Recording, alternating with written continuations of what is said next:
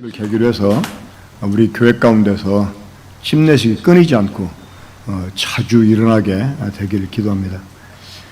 그래서 오늘 특별히 이 신약 성경에서 이 침례에 대해 언급하는 그 구절들 찾아보고 그 구절들이 주는 침례 의의에 대해서 한번 함께 생각해 보도록 하겠습니다. 먼저 우리 마가복음 16장 15절, 16절 두 절 함께 읽도록 하겠습니다. 그 밴드에 혹은 우리 단톡방에 그 말씀 요약한 거 올려오는 거 여러분 참고해 주시고 함께 그거 보시면서 함께 읽도록 하겠습니다. 자, 마가복음 16장 15절 16절 시작. 또 이르시되 너희는 온 천하에 다니며 만민에게 복음을 전파하라. 믿고 침례를 받는 사람은 구원을 얻을 것이요 믿지 않는 사람은 정죄를 받으리라. 마태도 28장에서 이 비슷한 사건과 말씀을 기록해 주셨는데 마가는 좀 다르게 간편하면서도 뭔가 이렇게 함축된 그러한 의미를 담고 말씀을 기록해 주셨습니다. 자, 특별히 16절에 믿고 침례를 받는 사람은 구원을 얻을 것이요. 믿고 침례를 받는 자는 구원을 얻는다. 자, 이 말씀을 우리가 액면 그대로 생각하면서 그러면 침례를 받지 아니하면 구원받지 못한다? 또 이렇게 생각해 볼 수 있잖아요. 그렇죠? 하지만 우리가 일반적으로 아는 대로 구원은 믿음으로 받는 거지 침례를 받는다고 우리가 구원받는 건 아니잖아요.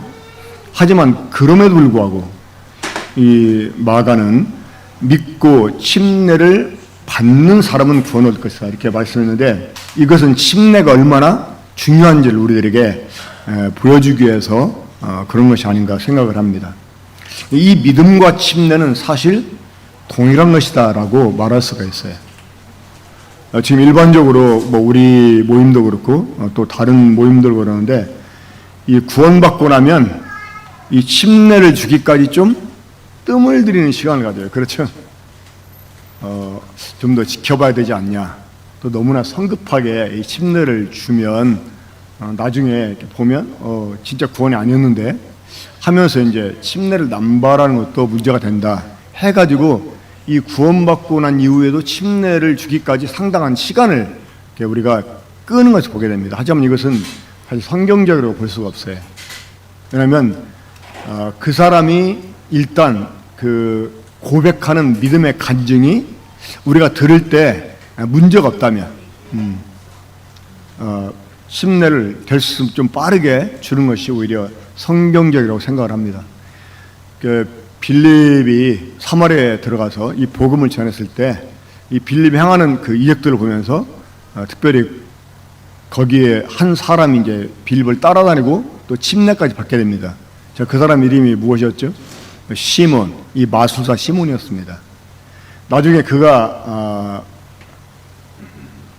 고백한 믿음이 이제 거짓됐다는 것이 드러나잖아요. 하지만 일단 그 사람이 믿음을 고백한 그 고백을 듣고 이 빌립이 침례를 주었어요. 저는 간혹 침례를 너무나 좀 일찍 줘가지고 나중에 보니까 참 삶이 따라오지 않는 거예요.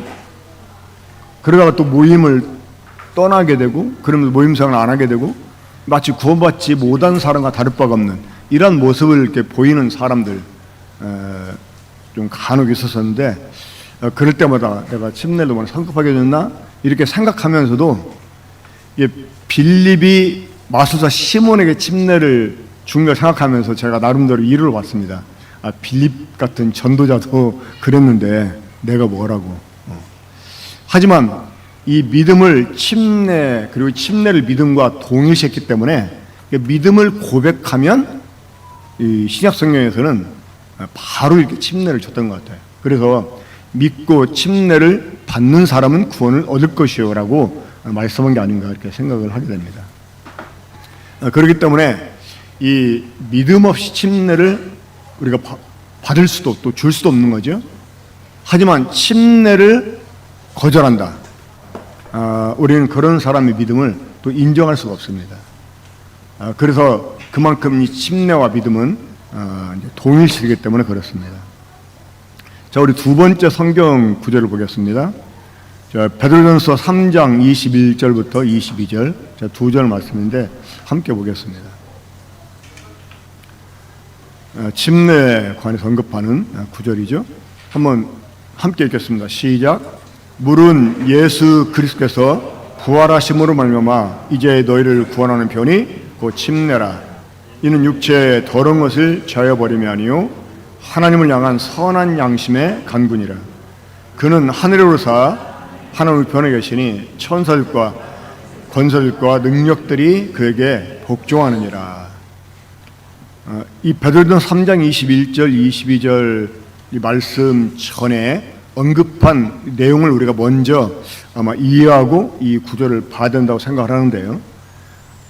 노아 때에 이제 구원받은 이런 그 일들을 그 언급한 뒤에 지금 우리가 방금 읽은 이 구절이 뒤에 나오는 것을 보게 됩니다. 자, 하나님이 홍수로 이 세상을 멸망시키실 때 노아와 그 가족은 구원을 받을 수가 있었어요. 그렇죠? 자, 노아와 그 가족이 그 홍수 때에 구원을 받을 수 있었던 비결이 무엇이었습니까? 그들이 물 위에 떠 있는 방주 속에 있었기 때문이었습니다.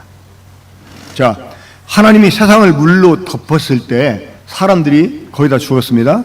노아와 그 가족 외에는. 자, 물이 세상을 덮을 때 사람들이 죽는 이유가 무엇입니까?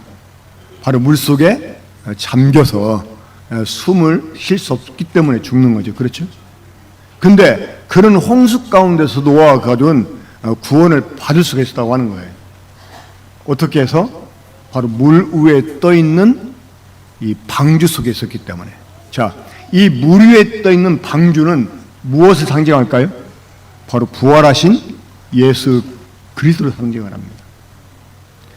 자, 홍해가 열려졌을 때 이스라엘 백성들이 홍해 속으로 들어갔습니다. 그렇죠? 그리고 이 이스라엘 백성을 뒤쫓아서 이집트의 군대들도 들어왔습니다. 그런데 이스라엘 백성들은 홍해 밖으로 나갔지만 이집트 군대로 어떻게 했어요? 홍해에 잠겨버렸어요. 그러니까 이 홍해 속에 들어왔다는 것은 사실 죽음 속에 들어왔다는 것이에요. 그러나 이스라엘 백성들은 죽음을 이기고 물 밖으로 나갔습니다. 부활에 연합됐다는 말이죠. 하지만 이 부활에 연합되지 못한 이집트 군대는 멸망을 당했습니다. 자, 그래서 우리가 지금 이 내용을 염두에 두고 21절 다시 읽어보면 물은 예수 그리스도께서 부활하심으로 말미암아 이제 너희를 구원한 표다. 자, 이해가 되시죠? 그러니까 우리가 이 물로 침례를 받는 것은 부활하신 예수 그리스도로 말미암아서 우리가 구원을 받았다고 하는 것을 나타내는 표라고 하는 것입니다. 자, 이것은 육체의 더러운 것을 제하여 버리는 게 아닙니다. 그러니까 이건 깨끗하게 씻는 예식이 아니라고 하는 거예요. 자, 그런 면에서 볼 때 세례라고 하는 이 번역은 사실 잘못된 것입니다. 씻는 예식이 아니죠. 그렇죠?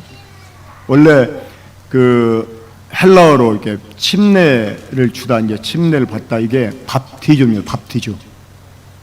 이제 내가 잠그다 하는 의미가 있어요. 뭐 이렇게 뭐 어떤 사람은 뿌리다 하는 의미도 있다고 하는데 사실은 잠근다는 의미가 있습니다. 그러니까 물 속에 이렇게 사람을 잠그는 거죠. 그래서 이제 로마서 6장에서 또 골로새 2장 12절에서 이 침례를 장사 지내는 것, 내장하는 거라고 이렇게 번역을 합니다. 육체의 더러운 것을 제어버리는 게 아니에요. 그러니까 이 세라는 말 자체는 틀렸습니다. 오히려 이 잠글 침이나 아니면 적실 침자를 써서 침례라고 표현하는 것이 더 맞는 표현입니다.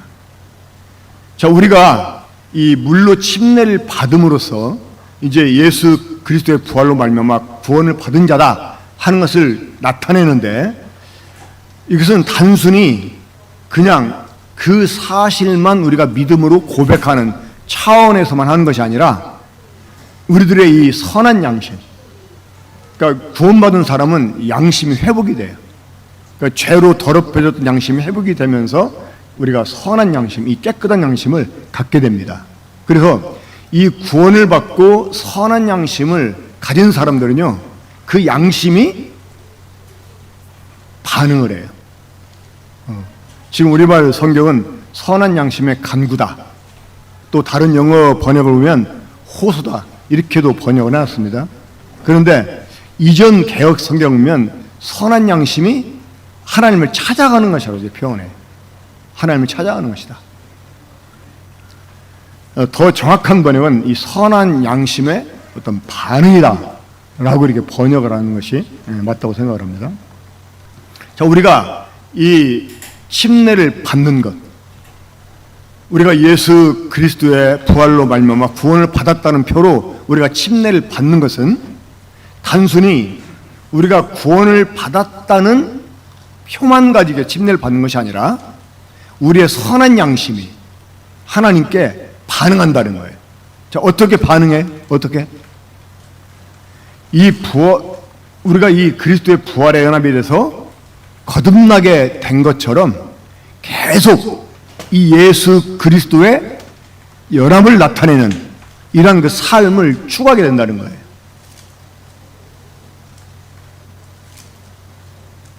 우리 골로새서 3장 11절, 3장 1절부터 3절까지 한번 보겠습니다. 골로새서 3장 1절부터 3절까지. 자, 오늘 우리 침례받은 학생들, 자, 세 사람, 세 사람만 읽어보세요. 자, 우리 유민이, 기쁨이, 호영이, 자, 세 사람 한번 골로새서 3장 1절부터 3절까지 읽어보세요. 시작. 크게 다시 시작.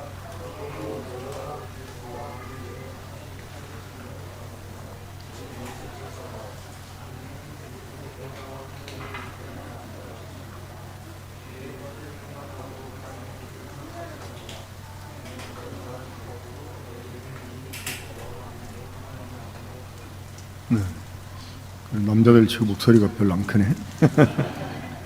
자, 너희가 그리스도와 함께 다시 살리심을 받았으면, 우리가 그리스도와 함께 다시 살리심을 받았다고 믿기 때문에 우리가 침례를 받는 것입니다. 그렇죠? 물은 뭐라고요? 예수 그리스도의 부활하심으로 말미암아 이제 우리를 구원한 표라는 거예요. 우리가 그리스도의 부활에 연합돼 가지고 거듭난 사람이 됐다는 표로 침례를 우리가 받는데, 이렇게 그리스도와 함께 다시 살리심을 받았다고 생각하는 사람은 어떻게 하라고요? 위의 것을 찾으라는 거예요. 위의 것을. 왜? 바로 그리스도께서 거기 계시기 때문에.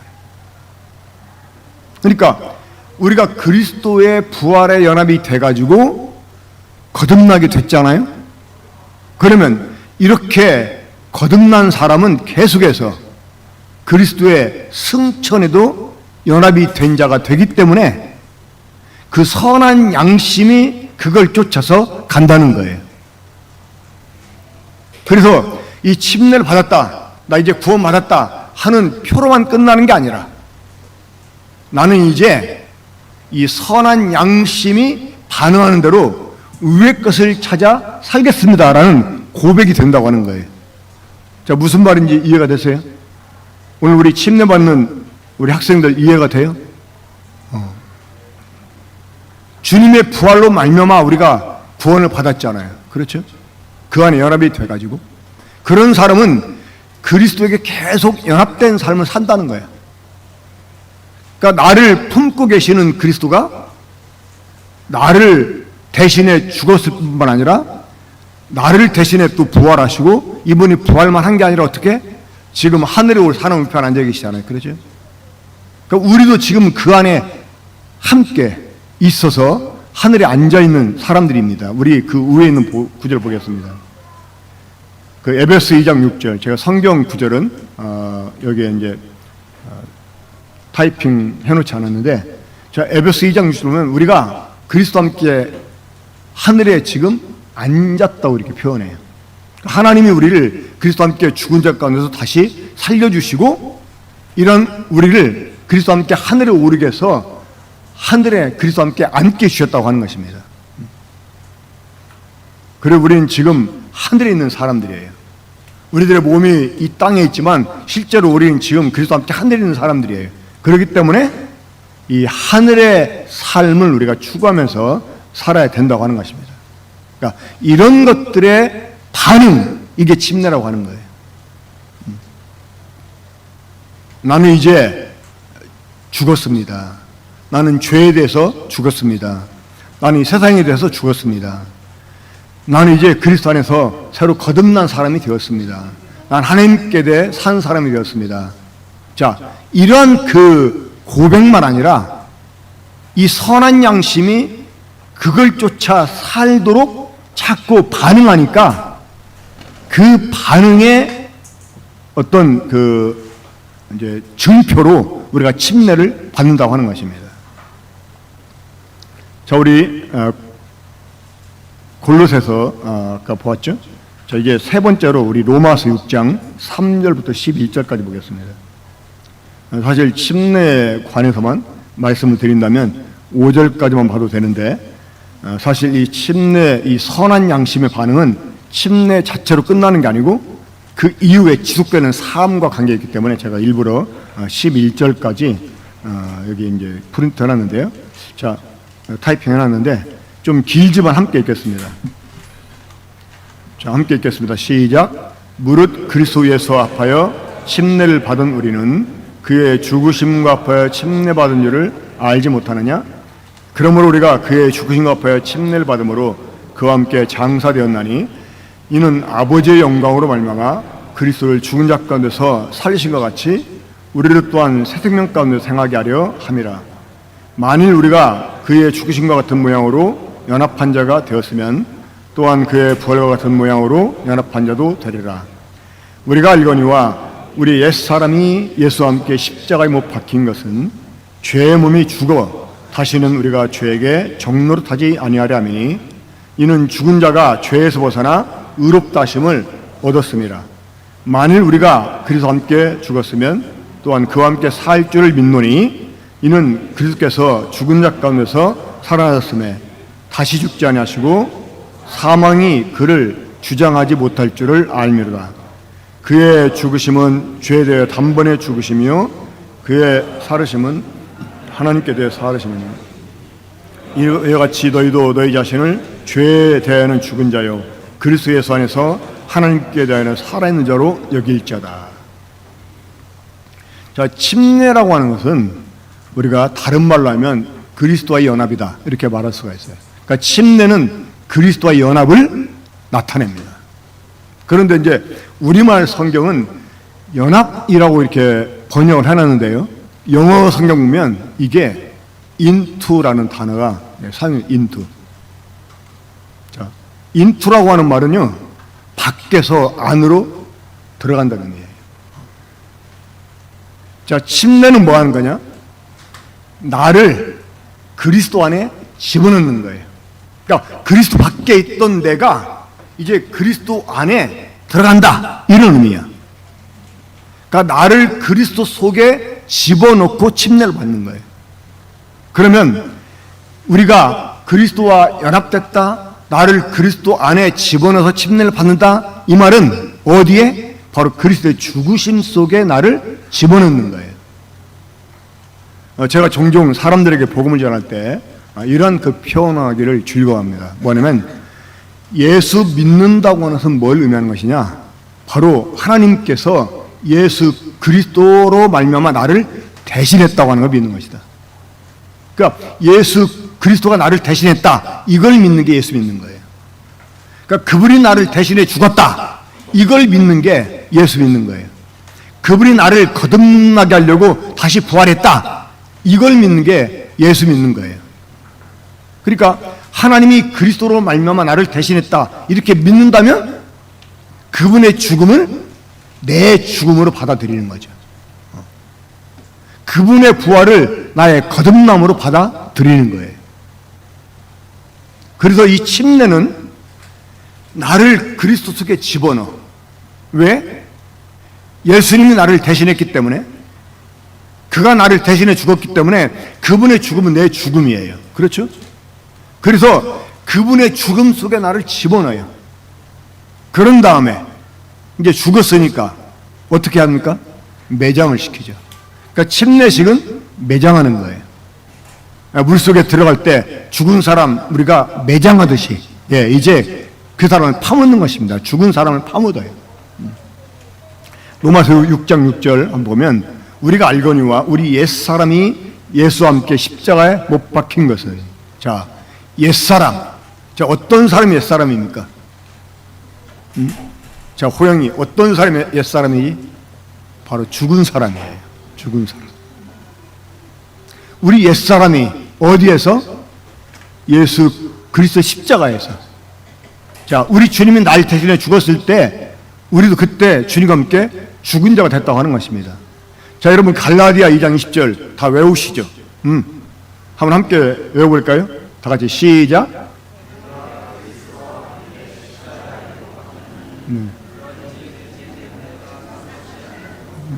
오직 내 안에 그리스도께서 사신 것이라. 네, 거기까지만. 다 외우시죠 하니까 뭐 뜨끔한 사람이 있었을까요? 자, 내가 그리스도와 함께 십자가에 못 박혔나니. 이거 지금 누가 한 말입니까? 사도 바울이.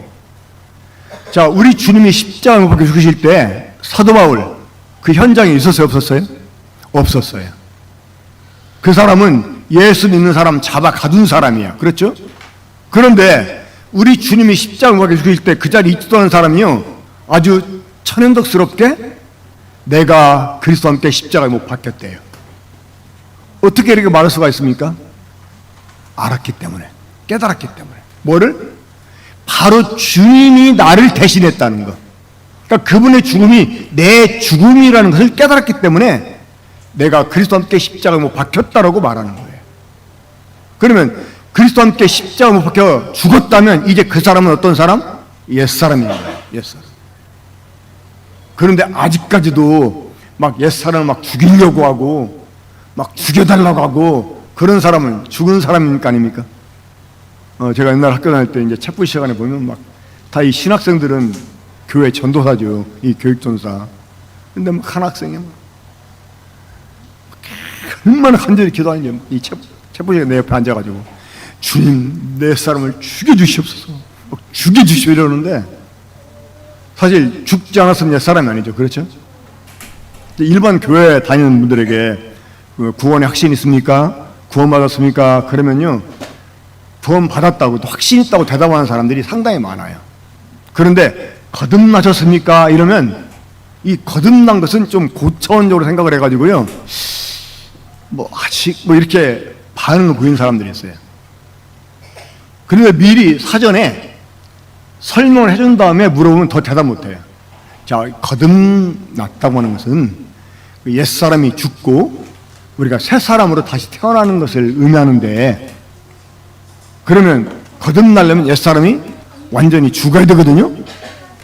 어떻게 거듭나셨습니까? 이렇게 물어보면 한 사람도 거듭났다고 대답하는 사람이 없어요.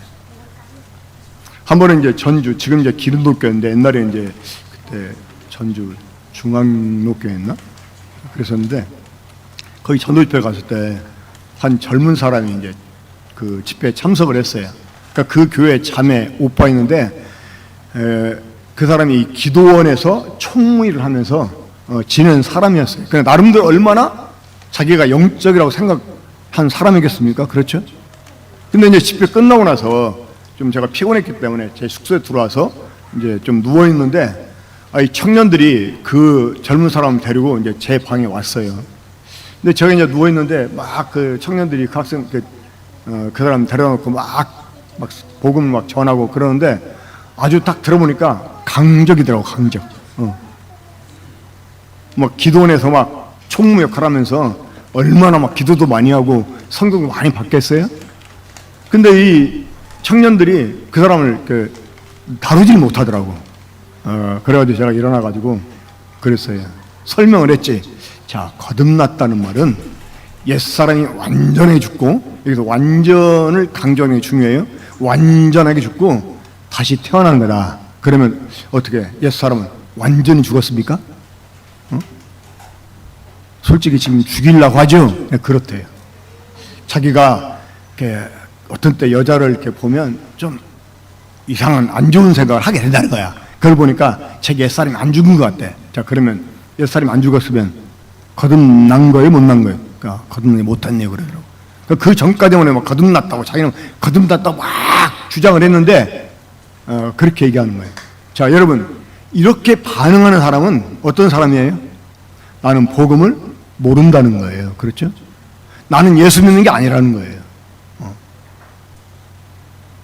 자, 우리 옛사람이 어디에서? 십자가에서. 누구와 함께? 예수 그리스도와 함께 죽었다는 거예요. 우리가 이것을 믿기 때문에 침례를 받는 것입니다. 침례는 뭐 하는 거라고요? 장사 지내는 거. 매장하는 거예요. 자, 일반적으로 어떤 사람 장사 지냅니까? 죽은 사람입니다. 그러니까 우리가 죽었다는 사실을 정말 알아야 돼요. 어떤 사람이 죽었습니까? 죄인.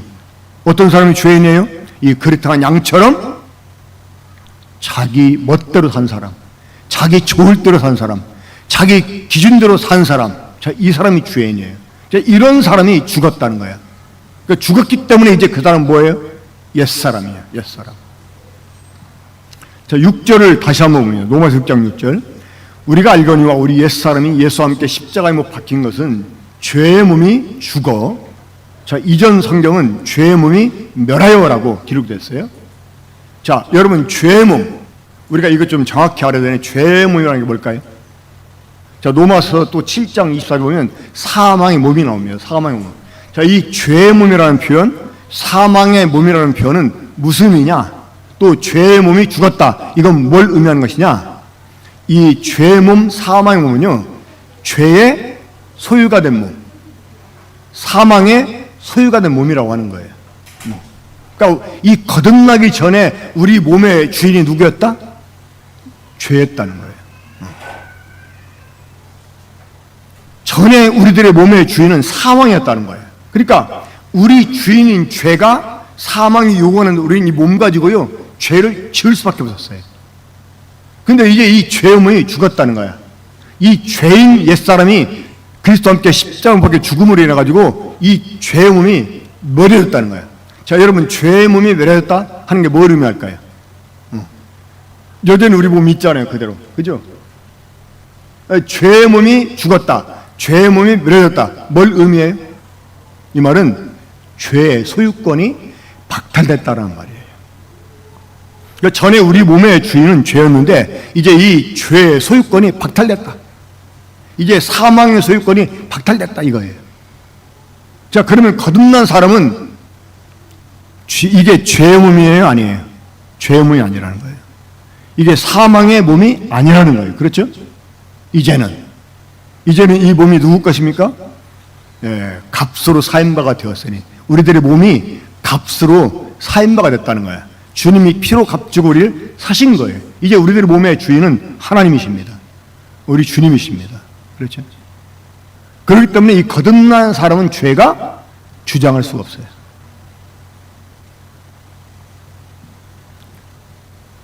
자, 이 그리스도의 죽으심 속에 나를 집어넣어서 우리가 침례를 받아요.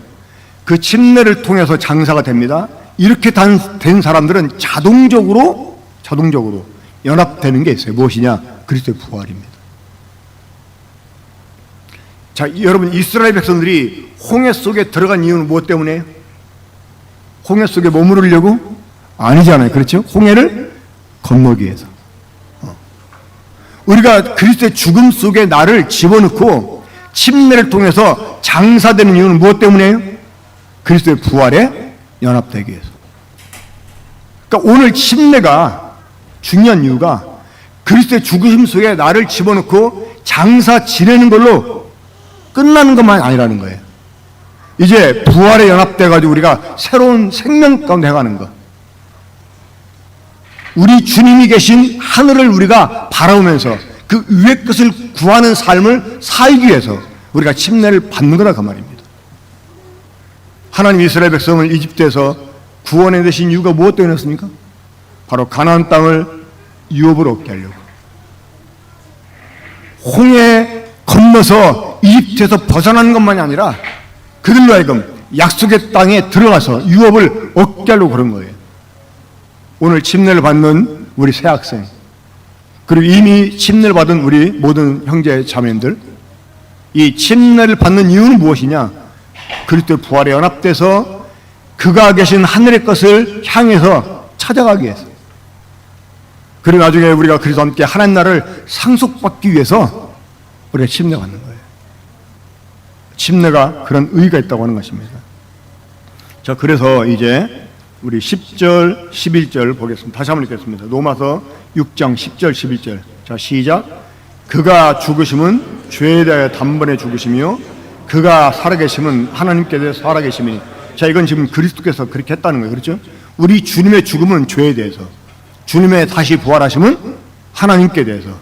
자, 이것처럼 11절 시작. 이와 같이 너희도 너희 자신을 죄에 대하는 죽은 자요 그리스도 예수 안에서 하나님께 대하여 살아있는 자로 여길 자다. 예. 주님이 날 대신 죽었다, 주님이 날 대신 부활했다, 우리가 이를 믿는다면 주님의 죽음은 죄에 대해 죽은 거니까 나를 죄에 대해 죽은 자로 여기는 거야. 자, 여러분, 죽었다는 말은요 상관없다 그 말입니다. 우리가 전에 구원받기 전에 우리는 하나님께 대해 죽은 자가 됐어요. 그렇죠? 우리 하나님과 상관없이 살아왔어요. 근데 이제는 죄에 대해서 우리가 죽은 자가 됐어요. 이제는 죄에 대해 상관없는 사람이 됐다는 거예요. 그리고 이제 하나님께 대해 산 자가 됐다는 거예요. 자, 이것을 고백하는 것이 바로 침례입니다. 자, 우리 갈라디아 3장 27절 보겠습니다. 자, 우리 네 번째 구절 봅니다. 갈라디아 3장 27절. 자, 시작. 누구든지 그리스도 합하기 위하여 침례를 받은 자는 그리스도로 옷 입었느니라. 자, 그리스도와 합하기 위하여 나를 그리스도 속에 집어넣기 위해서, 또 그리스도와 우리가 연합되기 위해서 침례를 받는 거예요. 자, 그런 사람은 어떻게 했다고요? 그리스도로 옷 입었다는 거예요. 자, 오늘 우리 유민이 또 호영이 기쁨이 그리스도로 옷 입게 될 것입니다. 물론 우리가 이 그리스도를 믿었을 때 사실은 그리스도 옷 입었다고 해도 틀린 말이 아닙니다. 그러니까 이 침례가 또 동시에 일어났으면 좋았겠지만 좀 이렇게 이제 시차를 두고 있는데, 하지만 이제 공식적으로는 말씀이 그러하니까 이 침례를 통해서 우리가 그리스도로 옷 입게 됩니다. 왜? 이제 침례는 그리스도 연합을 나타내는 거기 때문에. 저 그래서 이 침례를 받은 사람은 그리스도로 옷 입었기 때문에 이 침례 받은 사람은요 그때부터 하나님의 눈에 그리스도로 보입니다. 그리스도로 옷 입었기 때문에 하나님 눈에는 그리스도 보인다는 거예요. 그래서 하나님께서 우리에게 이 하나님의 자녀가 되는 권세를 능히 주실 수가 있었다고 생각을 합니다. 자, 이것처럼 이제 이 침례를 받은 사람들은 그리스도로 옷 입었기 때문에 하나님의 눈에만이 아니라 다른 사람들 눈에도 역시 누구처럼? 그리스도처럼 우리가 보여져야 돼요. 왜? 그리스도로 옷 입었으니까. 자, 여러분, 우리가 돈을 줘가면서 우리들에게 어울릴 거라고 생각하는 옷을 사 입는 이유가 무엇 때문에? 우리가 좀 돋보이게 해서 그런 거잖아요. 그렇죠? 누가 막 옷을 선물로 이렇게 저는 우리 아이들한테 어렸을 때부터 옷을 사주고도 별로 이렇게 기분 좋은 소리를 못 들었어요. 왜냐면 지들이 원하는 게 있는데 내가 일방적으로 사다 주니까. 그래서 저는 이제 애들 그 원하는 거 유행하는 걸 모르니까 내가 볼 때 좋아 보이면 이제 큰맘 먹고 사다 주는데 별로 아이들은 달가지 않더라고요. 자, 우리가 옷을 사 입는 이유가 무엇 때문이야? 돋보이게 하려고 나를. 그렇죠? 그러니까 이 침례를 받음으로 그리스도로 옷 입은 사람들은 사람들에게 우리가 멋진 옷 입고 있으면 어때? 사람들이 이 반응이 달라지잖아요. 그렇죠? 오우, 오늘 참 멋있다는 등 어쩌다고 하는 등. 이것처럼 내게서 예수 그리스도가 보여지게 됩니다.